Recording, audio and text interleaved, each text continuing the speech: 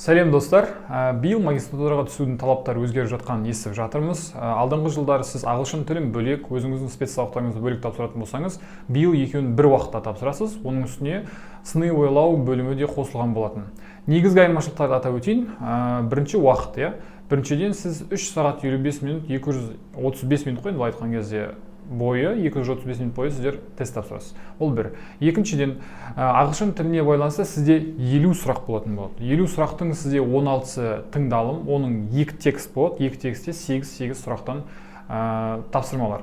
Екінші бөлім ол грамматика. Грамматика бөлімде, лексика грамматикалық бөлімде сізге 18 сұрақ келетін болады.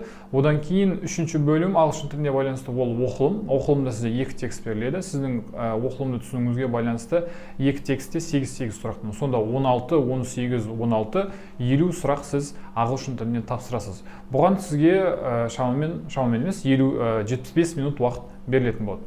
Тағы да айтатын мәселе, бұл жерде сыни ойлау. Сыни ойлауда 2 түрі бар. Оның негізгісі арифметика, бастапқы арифметика деген сияқты математиканың негіздері. Оның ішінде сіз тапсыратын болсаңыз, сонда міндетті түрде теңдеу, функция, дәреже деген сияқты мәселелерді қайталағаныңыз дұрыс. Егер сіз гуманитарлық мамандықтарда, гуманитарлық пәндерді оқыған бакалавр болатын болсаңыз.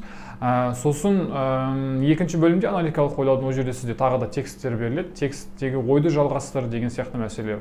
Бұнымен бұл жерде сіз 15 сұрақтан 2 бөлімде жалпы 30 сұраққа жауап беретін боласыз.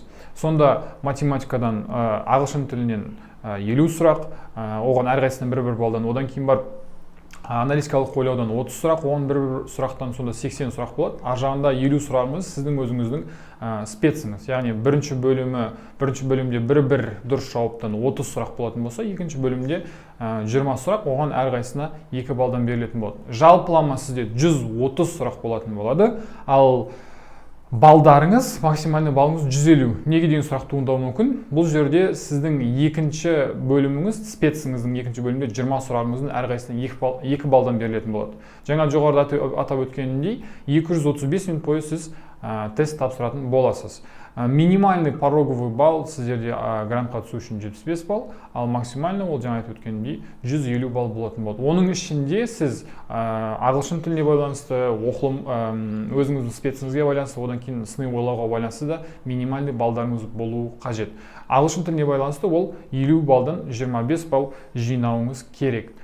Қазір көптеген адамдар сұрақ қойып жатыр, биылғы форматта не өзгерістер бар, именно ағылшын тіліне байланысты қалай жасаймыз деген сияқты.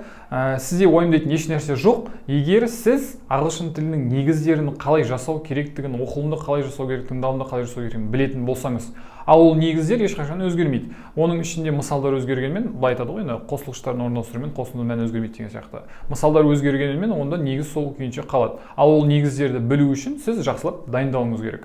Бізде қазір 1 айдың көлемінде уақыт қалды. Егер сіз әлде де дайындығыңызды бастамаған болсаңыз, келесі аптадан бастап ағылшын тіліне байланысты магистратураға дайындықты біз жаңа топ бастаймыз. Сонда келіңіз, мен сізге ағылшын тілінен тестіңізді өте жақсы тапсыруға көмектесемін.